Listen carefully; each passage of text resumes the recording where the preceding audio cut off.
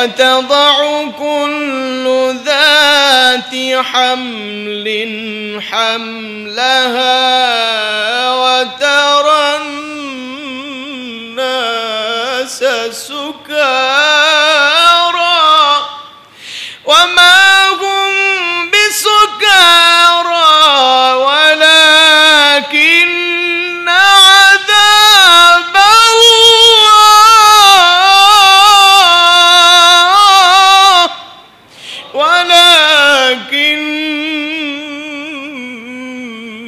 عذاب الله شديد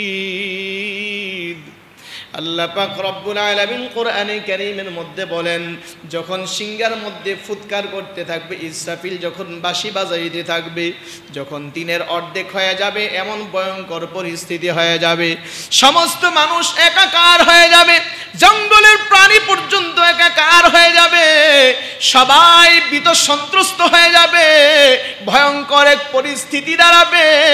এমনকি সেই জঙ্গলের হিংস্র প্রাণী বাঘ পর্যন্ত মানুষের সাথে ঘেঁষাঘেঁষি করবে, কিন্তু তার সেই শিকারের কথা পর্যন্ত সে ভুলে যাবে। এমন ভয়ঙ্কর পরিস্থিতি হবে। আল্লাহ পাক রব্বুল আলামিন নিজে কোরআনে কারীমের মধ্যে বলেন যে গর্ভের ভিতরে যে সন্তান থাকবে এই সন্তান পর্যন্ত ভূমিষ্ঠ হয়ে যাবে। এরপরে মানুষ ভয়ঙ্করের কারণে এইভাবে বিতসন্ত্রস্ততার কারণে মানুষ মাথার মধ্যে ঘুরতে থাকবে, হেলতে থাকবে, দুলতে থাকবে, মনে হবে যেন তারা যে নেশা করেছে। আল্লাহ পাক বলে না না, তারা নেশা করে নাই, বরং এটা আল্লাহ পাকের আযাবের ভয়ে তারা এই অবস্থা হয়ে গিয়েছে। আল্লাহ পাক বলে আমার আযাব বড় কঠিন। এই আল্লাহ পাকের বান্দা, আল্লাহ পাক যেমন মায়ালো তেমন আবার বড় কঠিন আযাবদাতা। এই জন্য আল্লাহ পাকের আযাব যেমন বড়, আল্লাহ পাক যেমন বড়, আল্লাহ পাকের আযাবও এরকম বড়। ও আল্লাহ পাকের বান্দা, আল্লাহ পাক রব্বুল আলামিন আমাদেরকে এই সূরাতুল কারিয়ার মধ্যে করাবে সেই হাসরের ময়দানে কিয়ামত যখন হয়ে যাবে, দুনিয়া যখন ভেঙে চুরে যাবে, ওই ভয়ঙ্কর পরিস্থিতির কথা পয়গম্বরকে জানায়া দিয়েছে। পয়গম্বর আপনি কি জানেন করাঘাত কি? ও পয়গম্বর, করাঘাতকারী কি জানেন?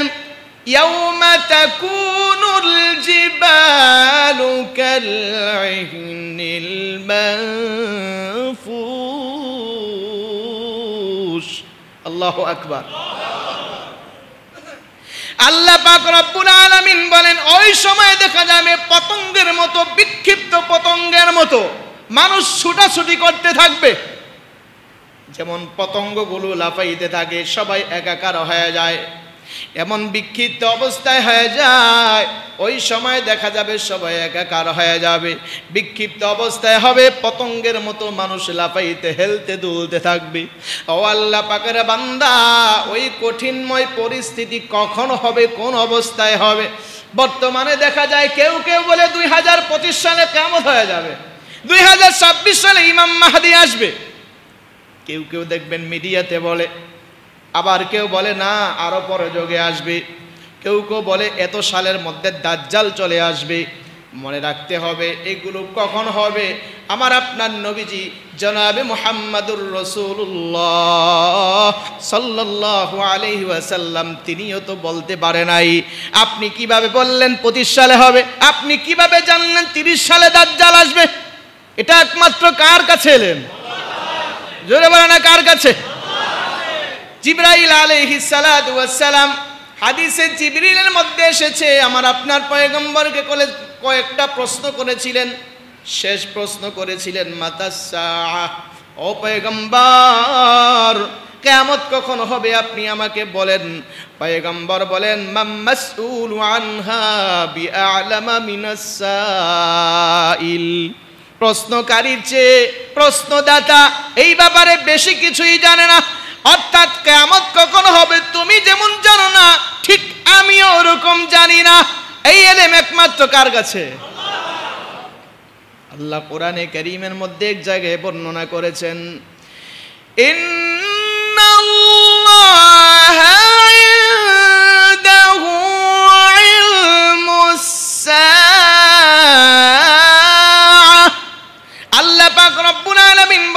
কিয়ামতের ইলম, কিয়ামতের জ্ঞান একমাত্র আল্লাহর কাছে, আর কারো কাছে নাই। এই 5টা ইলম আছে, 5টা ইলমের মধ্যে 1 নাম্বার ইলম হলো কিয়ামত কখন হবে কেউ জানে না। আবার বৃষ্টি কোন জায়গায় কখন হবে, কোথায় হবে কেউ জানে না। এ আল্লাহ পাকের বান্দা আগামীকাল কি খাবে অথবা কোথায় মৃত্যুবরণ করবে কেউ জানে? জোরে বলে না, জানে? মায়ের গর্ভে কোন সন্তান আছে কেউ জানে? ছেলে হবে না মেয়ে হবে কেউ জানে? টেস্ট করার পর 6 মাস পার হইলে যখন পূর্ণ হয়ে যায় মেশিনের সাহায্যে ধরতে পারে। 6 মাসের আগে মেশিনও তো ধরতে পারে না, ঠিক না ঠিক? কিন্তু আমার আপনার আল্লাহ জানে কি জানে না? 6 কোটি বছর আগেই জানে, ঠিক না ঠিক? আমার আপনাকে দুনিয়াতে পাঠানোর আগে কি, দুনিয়া সৃষ্টি করার আগেই জানে কোন মায়ের গর্ভে কোন সন্তান হবে। এটা কার কাছে এলে? তো ঠিক আল্লাহ পাক কিয়ামত সম্পর্ক আল্লাহই জানে, আর কেউ।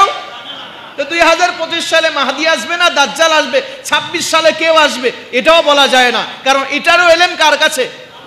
তবে নবীজি ভবিষ্যৎবাণী করে গিয়েছেন কিয়ামত কখন হবে, দাজ্জাল কখন আসবে, কিছু আলামত দুনিয়ার মধ্যে বর্তমানে এগুলো চলতেছে, কিছু হয়ে যাচ্ছে, কিছু হয়ে গেছে, কিছু চলতেছে। এই জন্য কিছু কিছু উলামায়ে কেরাম বলেন দাজ্জাল আবির্ভাব হওয়ার খুব কাছাকাছি সময়।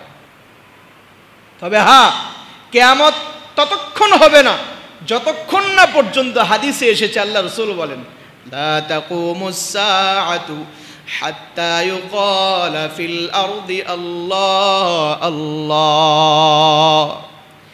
জমিনের ভিতরে যতক্ষণ পর্যন্ত আল্লাহ আল্লাহ বলনেওয়ালা থাকবে, জমিনের মধ্যে যতক্ষণ পর্যন্ত জিকিরকারী থাকবে, জমিনের মধ্যে যতক্ষণ পর্যন্ত একজন হইল নামাজি থাকবে, একজন হইল জিকিরকারী থাকবে, একজন হইল আল্লাহর ভয়ে কাঁদে, একজন হইল রুকু দেয় সিজদা দেয়, একজন হইল কোরআন তেলাওয়াত করে, এমন যতদিন পর্যন্ত জমিনের ভিতরে থাকবে ততদিন পর্যন্ত আল্লাহ পাক রব্বুল আলামিন জমিনের ভিতরে আল্লাহ তাআলা কিয়ামত দান করবে না। ততক্ষণ কিয়ামত হবে না যতক্ষণ জমিনে আল্লাহ ওয়ালা থাকবে, ঠিক না বেটি?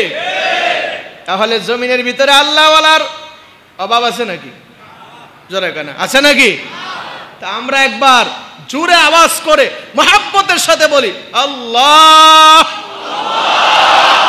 হাদিসে এসেছে কোন ব্যক্তি যদি একবার আল্লাহকে আল্লাহ বলে ডাকে 1 বছর পর্যন্ত আল্লাহ পাক আর দুনিয়া নষ্ট করবে না, কিয়ামত করবে না। সুবহানাল্লাহ কয় না? একজনও যদি বলে তাহলে কোটি কোটি মানুষ দৈনিক আল্লাহকে কোটি কোটি মিলিয়ন ট্রিলিয়ন বার ডাকতেছে, ঠিক না বেঠিক? তা বোঝা গেল কি কিয়ামত এখন হবে না, আরো সময় লাগবে। কথা ঠিক না বেঠিক? অন্য হাদিসে এসেছে যে একজন আলেম যখন জমিনের ভিতরে থাকবে ওই আলেমের জন্য গর্তের পিপিলিকা, সমুদ্রের মাছ, গাছের পাখি পর্যন্ত তার মাগফিরাত এবং নাজাতের জন্য দোয়া করে। কেন? এটার জবাব হলো ওই পাখি জানে, ওই পশু জানে, ওই মাছের গর্তের পিপিলিকা জানে, সমুদ্রের মাছ পর্যন্ত জানে যে আলেম থাকবে, আল্লাহওয়ালা থাকবে, জিকির করনেওয়ালা থাকবে, কোরআন তেলাওয়াত করনেওয়ালা থাকবে, দোয়া দরুদ পড়নেওয়ালা থাকবে, আল্লাহকে ভয় করনেওয়ালা থাকবে, আলেম ওলামা থাকবে না। আল্লাহকে ভুলার জন্য আস্তে আস্তে মানুষ যুগে যুগে আল্লাহকে ভুলে যাবে। আর যখন আলেম থাকবে না তো আল্লাহ আল্লাহ আস্তে আস্তে কমে যাবে, আল্লাহ আল্লাহ আস্তে আস্তে কমে যাবে। মনে করেন না একটা দৃষ্টান্ত, আপনাদের এই মসজিদে যদি খতিব সাহেব না থাকে, আপনাদের এই মসজিদে যদি ইমাম সাহেব না থাকে, আপনাদের এই মসজিদে যদি মুয়াজ্জিন সাহেব না থাকে, আপনাদের এই মসজিদে যদি খাদেম সাহেব না থাকে, তা মসজিদ পরিষ্কার করার লোক নাই, আজান দেওয়ার লোক নাই, ইমামতি করার লোক নাই, জুমার নামাজ পড়ানোর লোক নাই। তখন কি করবে? সাধারণ মুসল্লিরা আসবে, আয়সা দেখবে যোগ্য কেউ নাই, তখন একজন অযোগ্যরে দাঁড় করায় দিবে, ওই অযোগ্য নামাজ পড়াইবে, আরেকজন আইসে করবে ধত বড়া তুই কি জানোস, তোরতে আমি বেশি জানি, আমি কি কথা, আমি নামাজ পড়াবো, ঠিক না বেঠিক? তখন কি হবে? মসজিদের মধ্যে গন্ডগোল হবে, ফিতনা ফাসাদ হবে, আস্তে আস্তে অশিক্ষিত, আস্তে আস্তে মূর্খতা বেড়ে যাবে, জমিনের মধ্যে ফিতনা ফাসাদ শুরু হবে, নামাজি আস্তে আস্তে কমতে থাকবে। ধুত এই মসজিদে আর যাইতাম না, ইমাম সাহেব নাই, মুয়াজ্জিনও নাই, সাধারণ মূর্খ গিয়া নামাজ পড়ায়, এই মসজিদে আর যাইতাম না।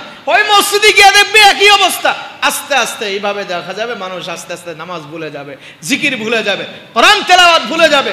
এইভাবে হইতে হইতে এক সময় মানুষ গান বাদ্য নিয়ে, অশ্লীল বেহায়াপনা নিয়ে ব্যস্ত থাকবে। এইভাবে যখন আল্লাহকে একবারে মানুষ ভুলে যাবে, ওই সময় আল্লাহ পাক কিয়ামত জমিনের ভিতরে দান করবে। এর মধ্যে অনেক আলামত আসবে, দাজ্জাল আসবে, ইমাম মাহদি আসবে, দাব্বাতুল আরদ একজন পশু আসবে, মানুষের পুরা পৃথিবীর ভিতরে ঘুইরা ঘুইরা যে মুমিন তার কপালে মিম লিখবে, যে কাফের হবে তার কপালে কাফ লেখা দিবে। ইয়াজুজ মাজুজ আসবে। আল্লাহ পাক এইভাবে আবার দেখা যাবে পূর্ব দিক থেকে আগুন পাঠায়া পশ্চিম দিক পর্যন্ত সমস্ত মানুষকে নিয়ে যাবে। এইভাবে জমিনের ভিতরে বড় বড় ভূমিকম্প হইতে থাকবে।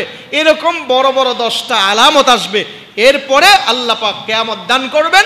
তবে শেষ আলামতটা হবে যে পশ্চিম দিক থেকে সূর্য উদয় হবে। এখন প্রত্যেক দিন সূর্য উদয় হয় পূর্ব দিক থেকে, কিন্তু যখন পশ্চিম দিক থেকে সূর্য অস্তে যাওয়ার পরে রাত হওয়ার আগে সন্ধ্যা যখন হবে, তখন দেখা যাবে কিছুক্ষণ পর আবার পূর্ব পশ্চিম দিক থেকে সূর্য উদয় হচ্ছে। এরপরে একবারে হইতে হইতে মধ্যখান পর্যন্ত সূর্য চলে আসছে, এরপরে আবার ডুবে গেছে। এই অবস্থা হওয়ার আগ পর্যন্ত মানুষের তওবা কবুল হবে। এই অবস্থা হওয়ার পর থেকে নিয়ে কারো ইবাদত, কারো তওবা, কারো জিকির আজকার কবুল হবে না। এরপরেই আল্লাহ পাক আস্তে আস্তে কিয়ামতের দিকে নিয়ে যাবেন। এই জন্য এই বিষয়গুলো আল্লাহ পাক সূরাতুল কারিয়াতে আল্লাহ পাক কিছুটা আমাদেরকে ইঙ্গিত করে দিয়েছেন। আল কারিআ মাল কারিআ, কিয়ামত করাঘাতকারী। করাঘাতকারী কি? হে নবী আপনি জানেন কি করাঘাতকারী কি? এটা আল্লাহ পাক বুঝিয়ে দিয়েছেন। এটা হলো সেই কিয়ামতের দিন যে কিয়ামতের মধ্যে আমি জগৎটাকে ভেঙে চুরে চুরমার করে দিব।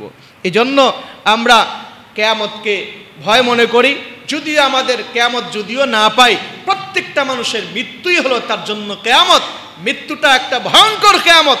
এই জন্য আমরা মৃত্যুকে ভয় করি, কবরকে ভয় করি, নিজের আমলকে শুদ্ধ করার জন্য চেষ্টা করি। আল্লাহ পাক আমাদের সরকে বুঝার এবং আমল করার তৌফিক দান করেন। বাকি আলোচনা আগামী জুমাতে।